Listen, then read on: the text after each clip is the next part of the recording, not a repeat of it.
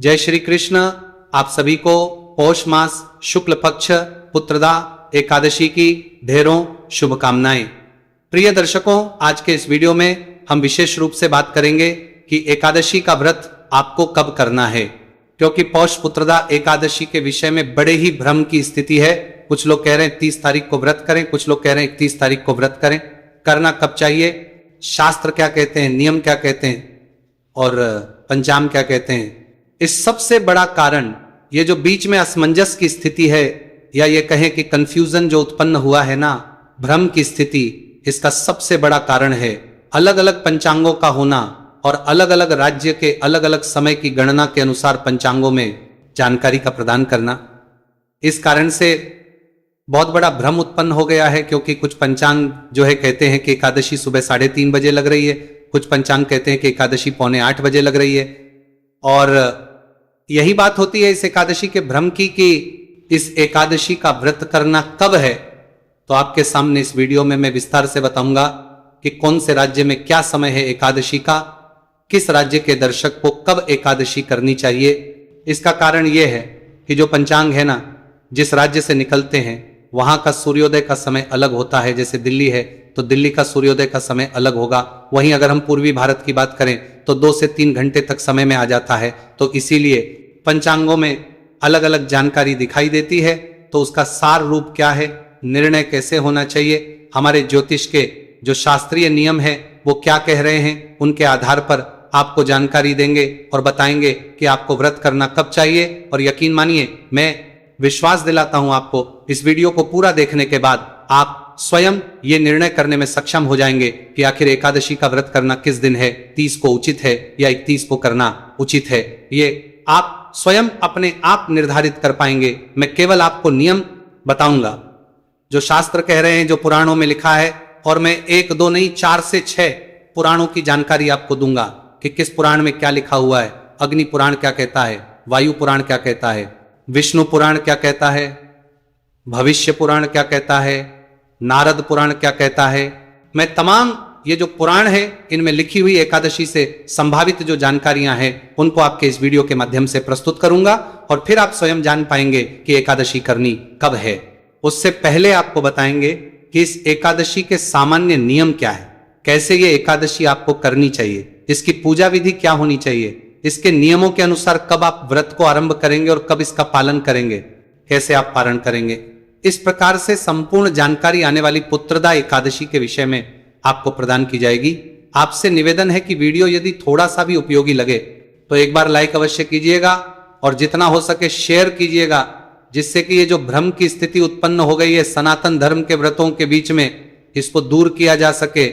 लोगों के पास सही जानकारी का वीडियो पहुंचेगा तो वो सही जानकारी का लाभ ले पाएंगे और सही प्रकार से पूजा पाठ कर पाएंगे। तो जितना हो सके कृपया इस वीडियो को भेजिए, अधिक से अधिक लोगों के पास भेजिए, जिससे कि सभी लोग शास्त्रीय जानकारी प्राप्त करके सही रूप से इस एकादशी का व्रत कर पाएंगे। अपने व्रत की सफलता के लिए और भगवान श्री हरि का आशीर्वाद प्राप्त करने के लिए कमेंट बॉक्स में अवश्य लिखिएगा जय श्री हरि या ओम नमो भगवते वासुदेवाय। आप देख रहे हैं सनातन धर्म का संसार ज्योतिष संस्थान का प्रतिष्ठित यूट्यूब चैनल सनातन धर्म का संसार धार्मिक। हम यहां पर सभी व्रत और त्योहारों की सही शास्त्रीय जानकारी प्रदान करते हैं।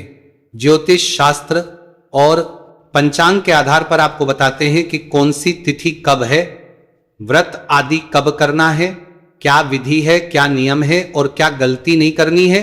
यदि आप सभी व्रत और त्योहारों की सही शास्त्रीय जानकारी पाते रहना चाहते हैं तो कृपया चैनल को कीजिए और बेल आइकॉन को प्रेस कीजिए। जब आप सब्सक्राइब का बटन दबाएंगे तो आपको वहां पर 1 घंटी का निशान बना हुआ दिखाई देगा, उसको अवश्य दबाइएगा, तभी आपको हमारे सारे वीडियो प्राप्त होगी। आइए प्रिय दर्शकों, जानकारी आरंभ करते हैं, बात करते हैं एकादशी की।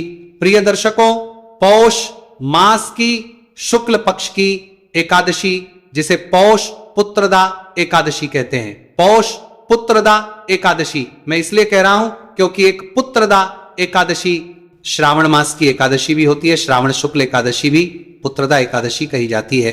इस एकादशी का व्रत करने से मनुष्य को धन की प्राप्ति होती है, संतान की प्राप्ति होती है, सौभाग्य की प्राप्ति होती है। ये मनुष्य के जीवन का कल्याण करने वाली एकादशी है। जिसको धन चाहिए उसे धन मिलता है, जिसे संतान चाहिए उसे संतान मिलती है, और जिसे सौभाग्य चाहिए उसकी सौभाग्य प्राप्ति होती है और उसकी किस्मत जाती है। ये एकादशी आपके सभी मनोरथों को सिद्ध करती है। शास्त्र कहते हैं कि जब संकल्पित होकर इस एकादशी का व्रत किया जाए तो संकल्प में जो चीज आप मांगते हैं, जो बोलते हैं, वह अवश्य होती है। इस एकादशी का व्रत सदैव फल आहार के साथ ही करना चाहिए, अर्थात इसमें नमक वर्जित है, इसमें नमक नहीं खाना चाहिए, इसमें मिर्च का प्रयोग भी नहीं करना चाहिए। आज के समय में कुछ लोग कुट्टू शावक सिंघाड़े की वस्तुओं का प्रयोग करते हैं, जैसे पूड़ी पकौड़ी बना लेते हैं या सेंधा नमक डाल के सब्जी बना लेते हैं। शास्त्र अनुसार वह अनुचित है, और मेरा मत भी यही है कि अगर आप कर सकें तो इसे फल आहार के साथ ही करें, केवल फल खाएं और दूध के साथ। मेरा ऐसा ही मंत्र है, क्योंकि ये शास्त्र कहते हैं। मैंने आपको मार्गशीर्ष मास शुक्ल पक्ष एकादशी के समय में आपको बताया था कि शास्त्रों में वर्णन आता है, और उस कथा में भी आपने सुना होगा कि आप जैसे जैसे आहार खाते हैं वैसे वैसे आपको एकादशी का पुण्य प्राप्त होता है। वैसे तो शास्त्र कहते हैं कि आपको बिना कुछ खाए पिए ही एकादशी करनी चाहिए, तब आपको संपूर्ण फल प्राप्त होता है। अगर आप एक बार फलाहार करके व्रत को करते हैं ना, तो आपको 50% पुण्य ही प्राप्त होता है, और यदि आपने 2 बार कुछ खा लिया तो वो आधा हो। इसीलिए मनुष्य को ये एकादशी संपूर्ण फल प्राप्ति के लिए बिना खाए पिए ही करनी चाहिए। परंतु क्योंकि आज के समय में यह सबके लिए संभव नहीं है, बहुत सी दवाइयां हैं, बहुत सी बीमारियां होती हैं, सभी को इसीलिए यही सलाह दी जाती है कि जैसे हो जाए, जितना हो जाए उतना आप कीजिए। सामान्य नियम बताता हूं, व्रत के एक दिन पहले जो आपको आरंभ कर लेने हैं, उन नियमों में सबसे प्रमुख है कि ब्रह्मचर्य को आप धारण करेंगे, और जो बाल है ना वो दशमी तिथि को ही धो लेंगे, क्योंकि एकादशी के दिन बाल धोए जाते हैं। शास्त्रीय नियम है, शास्त्रों में लिखा है एकादशी को स्त्री को बाल नहीं धोने चाहिए, तो व्रत के एक दिन पूर्व ही आप सर धो के बाल धो के ब्रह्मचर्य धारण कीजिए। दूसरा, दशमी तिथि से ही आपके भोजन के नियम आरंभ होते हैं। नियम कहता है कि दशमी तिथि को केवल आपको एक ही बार आहार लेना चाहिए, रात्रि को अन्न नहीं खाना चाहिए। अगर नियम पालन करना संभव है तो कीजिएगा। आपको लहसुन प्याज आदि का सेवन दशमी तिथि को ही बंद कर देना चाहिए। बहुत से श्रद्धालु गण होते हैं जो मांस मदिरा का सेवन है पर एकादशी भी करते हैं, तो ऐसे लोगों को भी मांस मदिरा का सेवन व्रत के एक दिन पहले ही बंद कर देना चाहिए। कांसे के पात्र का प्रयोग वर्जित कहा गया है, और शहद का प्रयोग भी एकादशी के अनुष्ठान में वर्जित है। तो दशमी एकादशी और द्वादशी 3 दिनों में आपने यहाँ पे किसी भी प्रकार से शहद का प्रयोग नहीं करना है। भगवान को जो पंचामृत बनेगा उसमें भी शहद का प्रयोग नहीं होगा। पात्र का प्रयोग भी है, ये भी प्रयोग नहीं करना चाहिए। मसूर की दाल का दशमी तिथि को नहीं करना चाहिए, और चने के साग का सेवन भी दशमी तिथि को नहीं करना चाहिए। इस प्रकार से नियमों को निभाते हुए रात्रि को दंत धावन करके सोइए, जिससे कि अन्न का दाना मुंह में ना रहे, और एकादशी के दिन सूर्योदय से पहले उठ जाइए। उठने के बाद स्नान आदि से निवृत्त होकर स्वच्छ वस्त्र धारण कीजिए। ध्यान दीजिएगा, एकादशी अनुष्ठान में दंत धावन जो आप करते हैं, मंजनीय टूथपेस्ट का प्रयोग वो नहीं करना चाहिए, क्योंकि उनमें या तो नमक है या तो केमिकल है, और दोनों ही व्रत को खंडित करते हैं। अगर संभव है तो व्रत वाला मंजन आप ले लीजिए और वह प्रयोग कीजिएगा। अब बात करते हैं संकल्प कैसे करना है और पूजन कैसे करना है। पूजा विधि क्या होगी ये सूक्ष्म रूप से आपको बताएंगे, क्योंकि अब हमारा मुख्य विषय है कि एकादशी का व्रत आपने कब करना चाहिए, शास्त्र क्या कहते हैं, नियम क्या कहते हैं, और किस राज्य में कहां पंचांग क्या कह रहे हैं, क्यों है ये इतना बड़ा अंतर। तो प्रिय दर्शकों, एकादशी का व्रत पूजन करने के लिए ध्यान दीजिएगा कि आपके पास भगवान श्री हरि की कोई तस्वीर या प्रतिमा होनी चाहिए। उनको स्थापित करने के लिए चौकी लीजिएगा। चौकी पर बिछाने के लिए पीला या लाल वस्त्र लीजिएगा। ट्राली मौली पान सुपारी, पान में 2 पत्ते लगेंगे, एक आज पूजा के लिए, एक पारण के दिन पूजा के लिए। लौंग इलायची, लौंग इलायची कितना, 4 लौंग इलायची और 2 सुपारी। 1 सुपारी आज प्रयोग होगी, 1 कल सुपारी प्रयोग होगी। धूप और दीप, नैवेद्य के रूप में आप मिठाई ले सकते हैं। पीले रंग की कोई या मिश्री ले लीजिएगा, फल हो तो फल ले लीजिएगा, जिन क्षेत्रों में बताशे मिलते हैं वो बताशे ले लीजिएगा, कुछ भी आप ले सकते हैं। नैवेद्य के रूप में अर्पित करने के लिए, और जनेऊ लीजिएगा, इत्र लीजिएगा। जनेऊ 2 होंगी तो उत्तम है, एक आज की पूजा के लिए और एक पारण की पूजा के लिए। ये सारी सामग्री एकत्र कीजिए। जो आपका पूजा स्थल है, जहां बैठ के आप पूजन करते हैं, जहां चौकी लगानी है, वहां पर सारी सामग्री रखिए और एक लोटे में जल लीजिए, तांबे का लोटा लीजिए। उसमें पहले थोड़ा गंगा जल भरिए, फिर शुद्ध जल भरिए और फिर आसन लगा के बैठ जाइए सामग्री में। मैंने शायद पुष्प आपको बोले हैं या नहीं बोले हैं, देख लीजिएगा। पुष्प भी आप ले लीजिएगा, अगर मिल जाते हैं आपके यहां पे तो फूल ले लीजिएगा। ये सारी सामग्री आपने एकत्र करनी है। लोटे में जल भर लेना है और आसन लगा के बैठ जाइए। से पहले एक फूल के माध्यम से, फूल के द्वारा सभी स्थान कहां, जहां बैठ के आपने पूजन करना है उस स्थान पर जल के छींटे दीजिए, बैठे बैठे फूल से। और जो सामग्री है उस पर भी जल के छींटे दीजिए। इससे सामग्री और वह स्थान शुद्ध होगा, क्योंकि स्थान का पवित्रीकरण आवश्यक है, सामग्री का शुद्धिकरण आवश्यक है। न जाने कितने कैसे कैसे हाथों से लग के ये सामग्री आप तक पहुंचे। जल के छींटे दीजिएगा। मंत्र हम पढ़ते हैं, प्रकार से जल के छींटे। देखिए आपने स्थान को शुद्ध किया है, पवित्र किया है, सामग्री को शुद्ध किया है। अब आप चौकी बिछाइए, उस पर पीला या लाल जो भी वस्त्र है वह बिछाइए और उसके ऊपर भगवान नारायण की तस्वीर या प्रतिमा जो आपके पास है उसको विराजमान कीजिए। सामने दीपक रखिए। घी का दिया है तो सीधे हाथ की ओर रखेंगे, भगवान की ओर तेल का दिया है तो उलटे हाथ की ओर रखेंगे और उसके विपरीत दिशा में धूप रखेंगे। इस प्रकार भगवान की स्थापना कर लेने के बाद अपने सीधे हाथ पर जल लीजिए और हाथ धो लीजिए। हाथ धोने के बाद अब जलपान करेंगे। ओम माधवाय नमः 2 बूंद जितना जल लीजिए, पी जाइए। ओम केशवाय नमः जल लीजिए, पी जाइए। ओम नारायणाय नमः जल लीजिए, पी जाइए। ओम ऋषिकेशाय नमो नमः हाथ धो लीजिए और 3 बार जलाश्मिनी करने के बाद फिर धूप को प्रज्वलित कीजिए, दीप को प्रज्वलित कीजिए। ये संपूर्ण पूजा विधि मंत्रों के साथ में आपको अलग से अपलोड करूंगा, उसका आप लाभ लीजिएगा। क्योंकि अब मैंने बताया आपको कि मुख्य विषय हमारा क्या है, शास्त्रों की जानकारी, शास्त्रों में क्या लिखा है उसकी जानकारी, जिससे कि यह निर्णय हो सके कि व्रत कब करना है। 1-2 मिनट में मैं आपको सूक्ष्म रूप से पूजा की विधि बता देता हूं। धूप दीप प्रज्वलित करके सीधे हाथ पे जल लीजिए। 1 रुपए का के रूप में कम से कम रखिए। फूल हो तो फूल रख लीजिए। अब हम व्रत संकल्प कर रहे हैं। व्रत पूजन संकल्प बहुत आवश्यक है, उसके बिना व्रत मान्य नहीं होता। संकल्प करने के लिए हाथ में लिया आपने, पुष्प लिया, 3 बार बोलिए ओम श्री विष्णु, ओम श्री विष्णु, ओम श्री विष्णु। अपना नाम, अपना गोत्र, जिस स्थान पर बैठकर संकल्प कर रहे हैं वहां का मकान नंबर, क्षेत्र का नाम, शहर का नाम, पौष मास शुक्ल पक्षी एकादशी पुण्यतिथि हो, आयु आरोग्यता प्राप्त, संपत्ति प्राप्त, भगवान श्री हरि प्रसन्ना। और जिनको संतान की आवश्यकता है वो यहां बोलेंगे संतान प्राप्त यह पुत्र पुत्र एकादशी व्रत श्री विष्णु। और यह संकल्प भगवान के चरणों में अर्पित कर दीजिए। संकल्प आवश्यक है। उसके बाद आप पूजन करेंगे। पूजन के लिए भगवान को जल के छींटे देके स्नान कराइए। स्नान कराने के बाद वस्त्र के रूप में मौली का एक टुकड़ा तोड़ के अर्पित कीजिए। भगवान वस्त्र के बाद जनेऊ अर्पित कीजिएगा। जनेऊ को अर्पित करने से पहले तिलक लगा लीजिएगा। इत्र को फूल पे लगा के फिर अर्पित कीजिएगा। चंदन लगाइएगा। भगवान को पुष्प अर्पित कीजिएगा।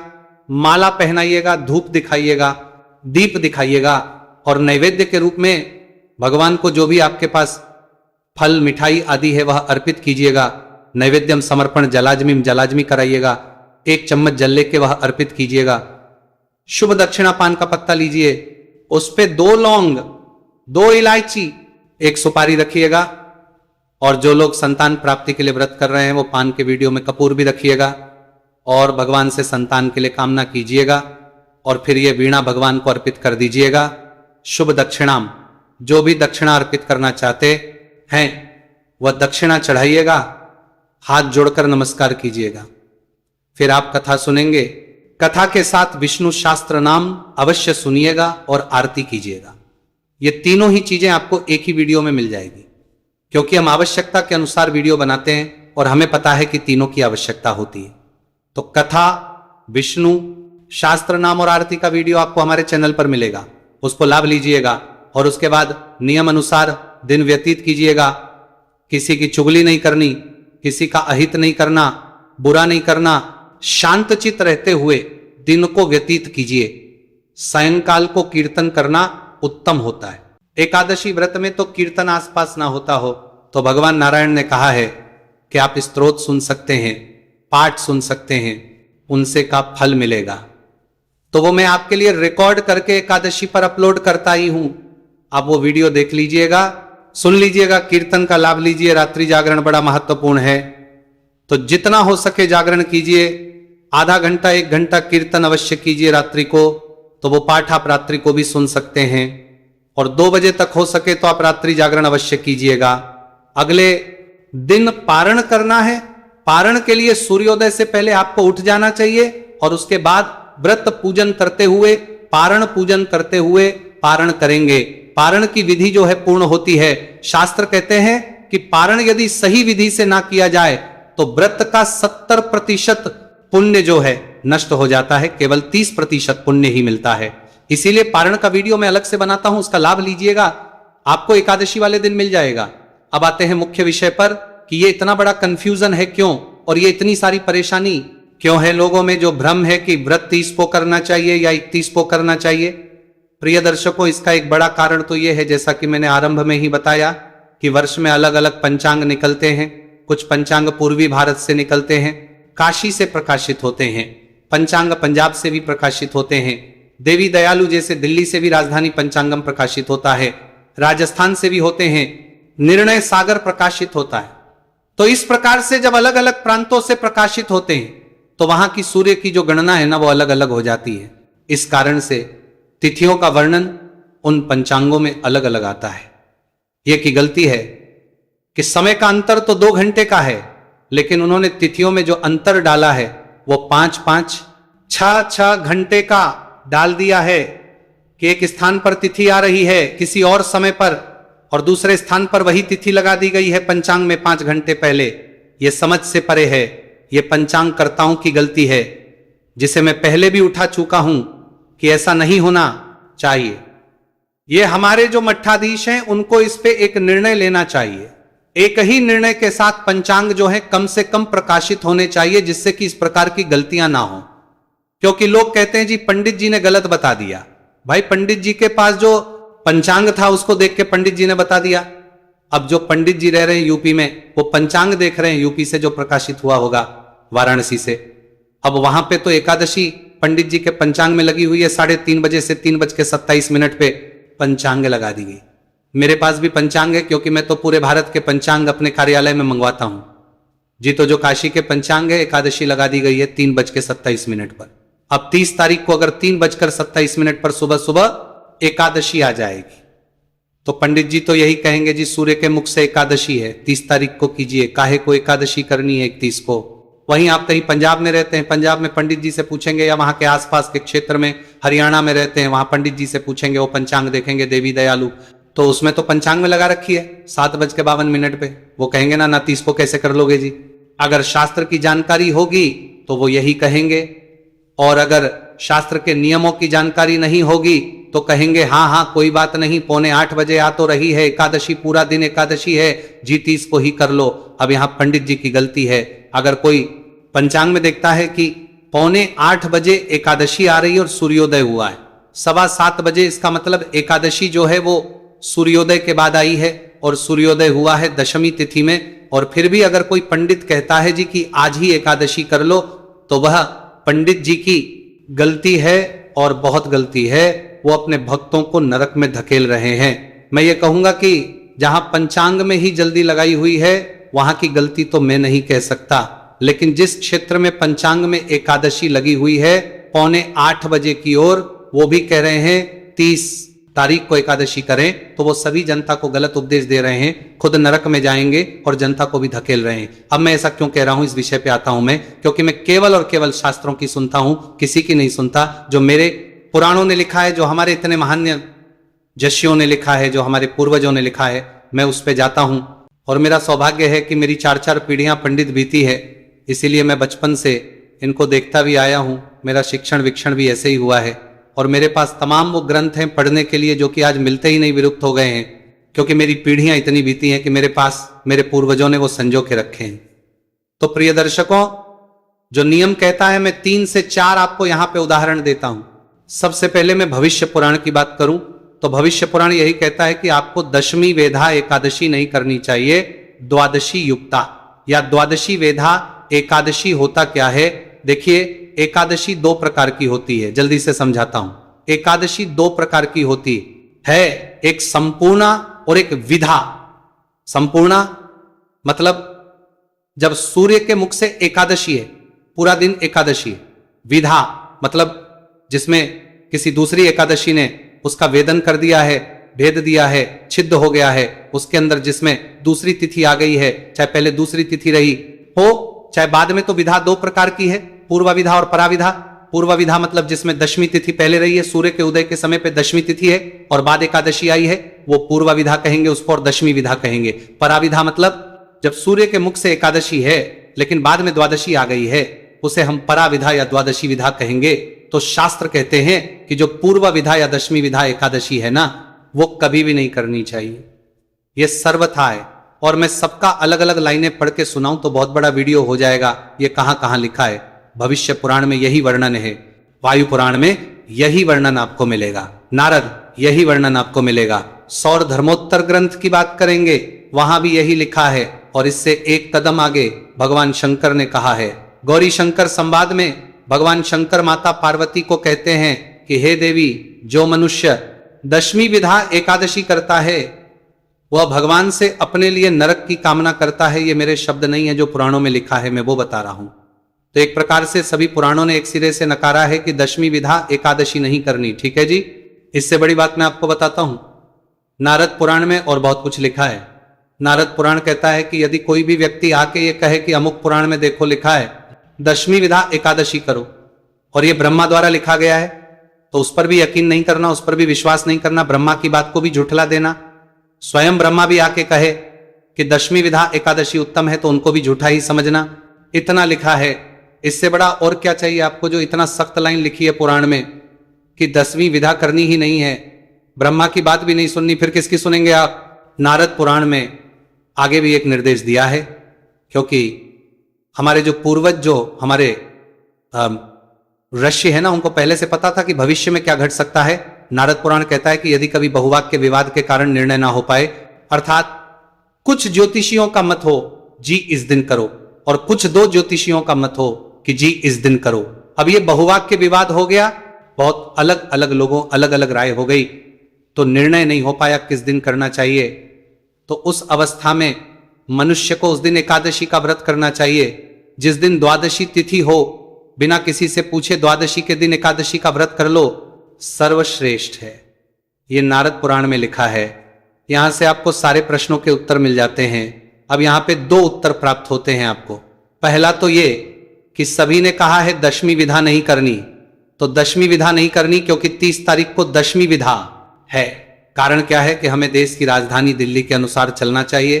केंद्र का जो समय होता है वहां से हमें पूरे भारत का समय गणना करनी चाहिए। तो वहां के अनुसार जो है एकादशी तिथि सुबह 7:52 पर आ रही है, जबकि सूर्योदय 7:18 पर होगा।